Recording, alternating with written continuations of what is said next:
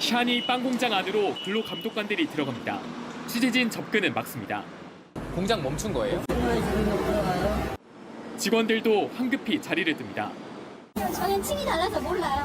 혹시 들은 바도 없어요? 없어요. 오늘 오후 50대 여성 노동자 고모 씨가 기계에 끼어 크게 다쳤습니다. 동료와 함께 반죽통을 리프트 기계로 올려 반죽을 다른 통에 붓는 일을 하고 있었습니다. 그러다 고 씨가 부품을 갈기 위해 기계 안쪽으로 들어갔는데 동료가 고 씨를 못 보고 리프트 내림 버튼을 누른 걸로 조사됐습니다.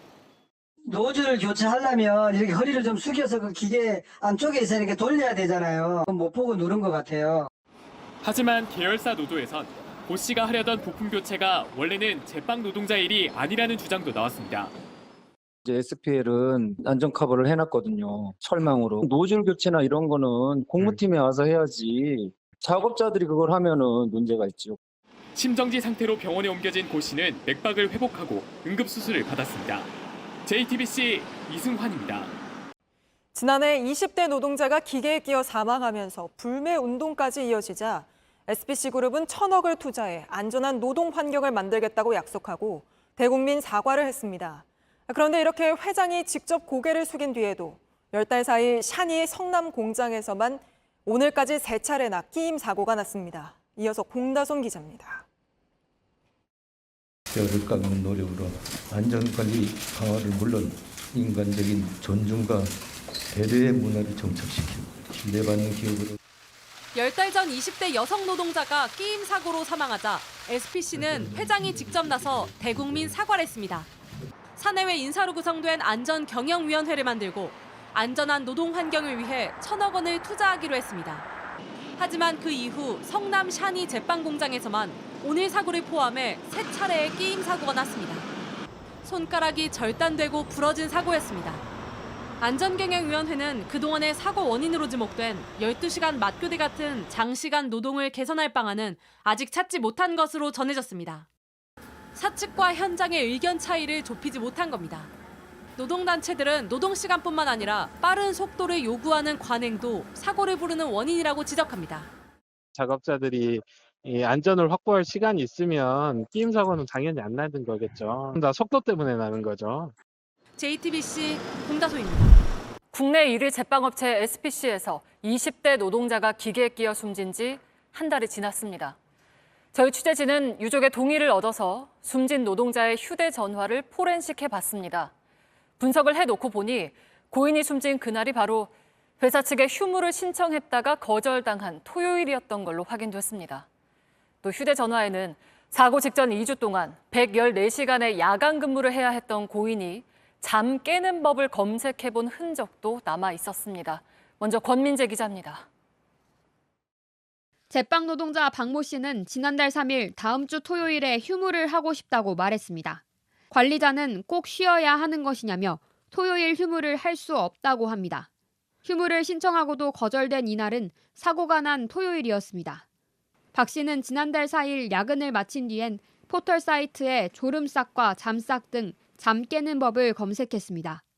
야근 때마다 지인들에게 피곤하다, 기절할 것 같다고 남긴 메시지만 사고 직전까지 6주간 35건이 넘습니다. SPC 계열사 제빵 공장에서 일하다 숨진 박모 씨의 휴대전화입니다. 유족 동의를 받아 포렌식 작업을 했습니다. 숨지기 전 박 씨의 근무표를 재구성할 수 있었습니다. 10월 1일부터 사고 당일까지 2주 동안 주말 외에도 한글날과 개천절이 있었지만 박 씨는 사흘밖에 쉬지 못했습니다. 근무일 중엔 하루를 빼곤 매일 야근이 있었고 모두 114시간의 야근을 했습니다. 앞서 9월 한 달 동안에도 휴일을 빼고 낮엔 127시간 그리고 야근으론 90시간을 일했습니다. 단순 계산으론 법정 기준인 주 52시간을 조금 넘지만 전문가들은 야근 시간의 특수성을 고려하면 과로했다고 합니다. 통상 야근을 주간 근무보다 30% 더해 계산하기 때문입니다. 야간 근무를 연속적으로 하게 된다면 신체적, 정신적으로 피로감을 유발할 수 있고 간접적으로 업무상 사고 발생 위험도 높일 수 있다고.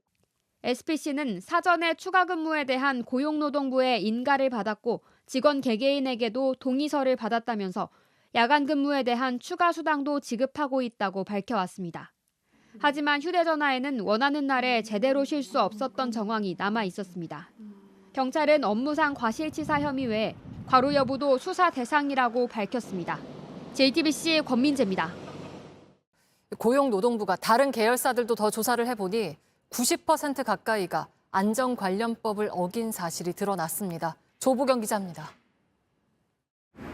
소스 배합기 덮개가 열려 있습니다.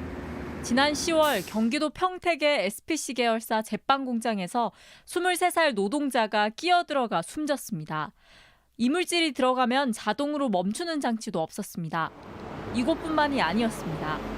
고용노동부 감독 결과 SPC 계열사 52개 사업장 가운데 45곳에서 277건의 안전 위반이 적발됐습니다. 기계 덮개가 없거나 추락 위험 방지 조치를 하지 않는 등 기본적인 안전 조치를 안 한 게 제일 많았습니다. 안전관리자가 없거나 안전교육을 제대로 하지 않은 곳도 있었습니다. 고용노동부는 과태료 6억여 원을 부과하고 26곳의 공장장 등에 대해 수사를 하고 있습니다. 저희들이 이제 본격적으로 수사를 해서 인지하고 곧바로 이제 기소 의견 송치 수사 결과 보고서를 검찰로 제출해야 되는 그런 상황인데 아직까지는 피의 단계에서의 수사 정도이다. 연장이나 야간 휴일 근로수당을 제대로 주지 않은 것도 116건이나 적발됐습니다. 모두 12억이 넘습니다. SPC그룹은 지적된 사항 대부분 조치를 취했다고 밝혔습니다. JTBC 조보경입니다.